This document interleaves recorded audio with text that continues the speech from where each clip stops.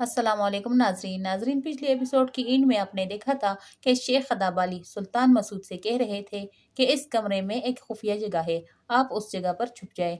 फिर शेख खदाब अली सुल्तान मसूद को ज़रूरत की कुछ एशिया देकर उस जगह पर छुपा लेते हैं। जैसे ही सुल्तान मसूद छुप जाते हैं तो सल्जूकी सिपाही उस कमरे में दाखिल होते हैं और थोड़ी ही देर में अस्मियान सुल्ताना भी उस कमरे में दाखिल हो जाती है। शेख खदाब अली सुल्ताना की तरफ देखते हैं तो सुल्ताना औची से कहती है कि शेख खदाब अली को हिरासत में ले लो। शेख खदाब अली सुल्ताना और औची को यजीद से तशबीह देते हैं। औची जो निहायत ही घटिया आदमी है, वो शेख खदाब अली के मुंह पर मुक्का मारता है, जिससे शेख खदाब अली के मुंह से खून बहने लगता है और अस्मियान सुल्ताना ये सब देख रही होती है। शेख खदाब अली जाते वक्त भी अस्मियान सुल्ताना को यजीद से तशबीह देते हैं। ये सब सुल्तान मसूद उस्मान साहब को बता रहे थे। साथ साथ ये भी कह रहे थे कि शेख खदाब अली ने मेरी वजह से अपनी कुर्बानी दे दी। ये सुनकर उस्मान साहब गुस्से से पागल हो रहे थे कि आखिर इन घटिया लोगों ने मेरे शेख के साथ कैसा सलूक किया है। उस्मान साहब कह रहे थे कि मैं इन लोगों को जिंदा नहीं छोड़ूंगा, मैं इन लोगों को इन्हीं के खून में नहलाऊंगा।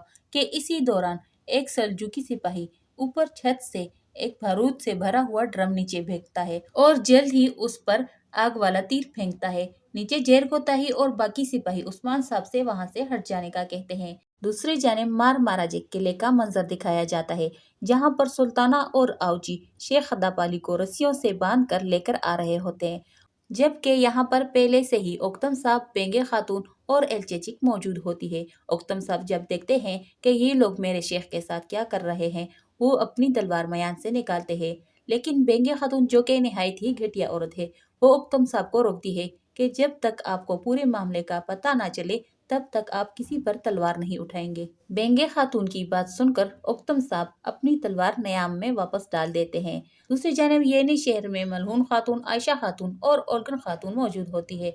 आयशा खातून कहती है कि बाला को बाहर गए हुए काफी देर हो गई है और वो अभी तक कमरे में वापस नहीं आई।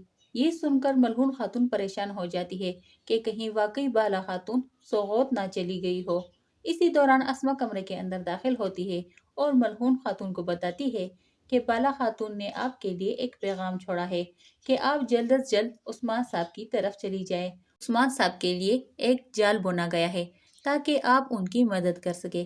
फिर अस्मा मलहून खातून को एक मकतूब देती है जिस पर बाला खातून की जानिब से यही लिखा होता है जो अस्मा बता रही थी।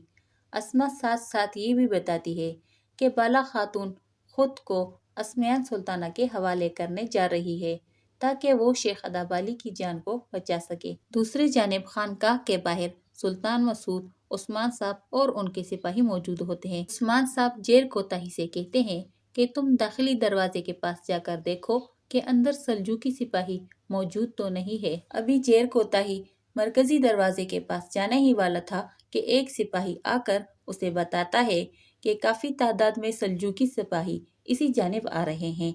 फिर जेर कोताही अपने सिपाहियों से कहता है कि तैयार हो जाओ, सल्जूकी सिपाही यहीं पर आ रहे हैं।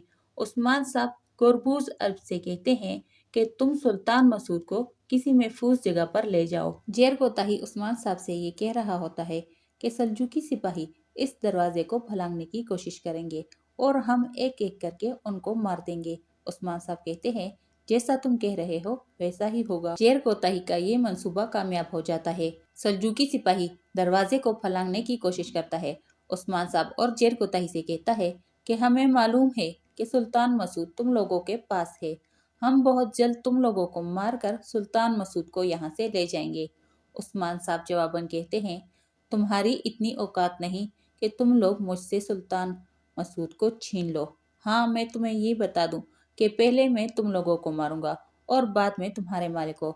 उस्मान साहब का इशारा वालदा सुल्ताना और सुल्तान अलाउद्दीन की तरफ होता है।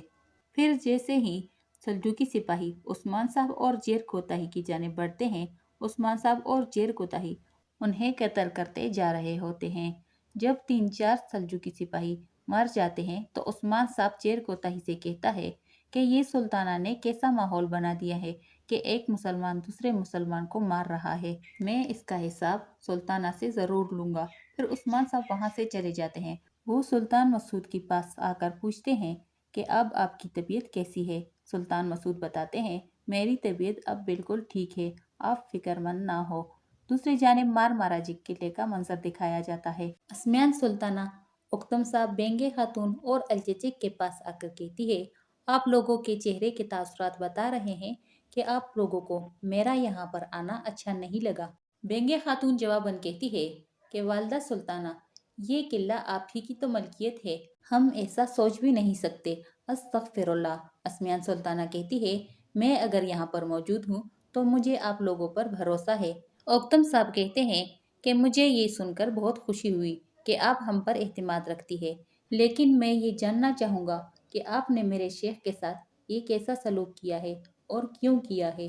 اسمیان سلطانہ کہتی ہے کہ میں آپ کو یہ بتاؤں کہ شیخ خدابالی آج سے میری حراست میں ہے اور میری اجازت کے بغیر کوئی بھی ان سے بات نہیں کر سکتا۔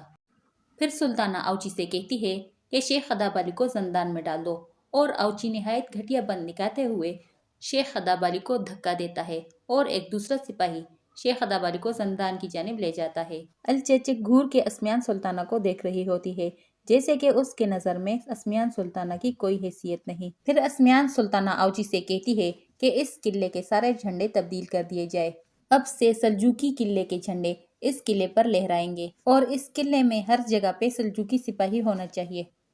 اس قلعے کا کوئی کونا ایسا نہ بچے جہاں پر سلجوقی سپاہی نہ ہو۔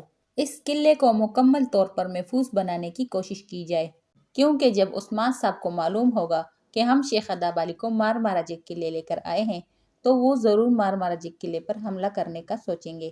اسمیان سلطانہ کہتی ہے کہ کوئی بھی میری اجازت کے بغیر اس قلعے سے باہر نہیں جا سکتا اور نہ ہی کوئی اندر آ سکتا ہے۔ یہ کہہ کر اسمیان سلطانہ آگے کی جانب بڑھتی ہے اور الچیچک نہایت ہی غصے میں اسے گھورتی رہتی ہے۔ اسمیان سلطانہ بھی یہ محسوس کرتی ہے کہ الچیچک مجھے کن نظروں سے دیکھ رہی ہے۔ اسی جگہ پر اس ایپیسوڈ کی اینڈ ہو جاتی ہے۔ آپ لوگوں سے گزارش ہے کہ ہمارے چینل کو سبسکرائب کریں اور ویڈیو کو لائک کریں۔ شکریہ۔